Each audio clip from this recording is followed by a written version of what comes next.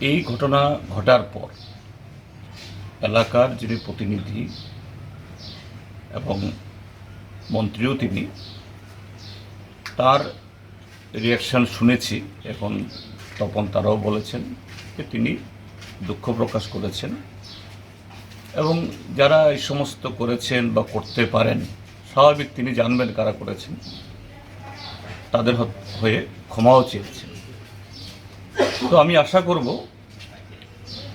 তিনি যে তৎক্ষণাৎভাবে এখানে এসে তার যে অভিব্যক্তি প্রকাশ করেছেন, দুঃখ প্রকাশ করেছেন এবং তিনি ভবিষ্যতের ঘটনা হবে না বলেছেন, এটা যেন রক্ষিত হয়। এবং এটা শুধু এই বাড়ির প্রতি না,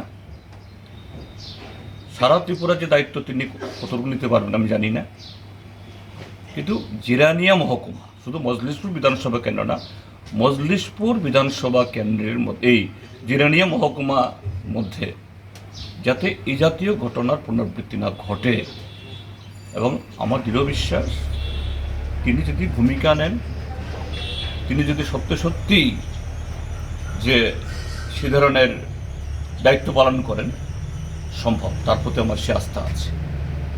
আগামী দিন তিনি এই কাজে, গত 8 বছর যা হয়ে গেছে এই 8 বছর ফিরে আনা যাবে না। এই 8 বছরে এই হাওড়া নদীতে বহু জল গড়িয়ে গেছে, এই জল আর ফিরবে না।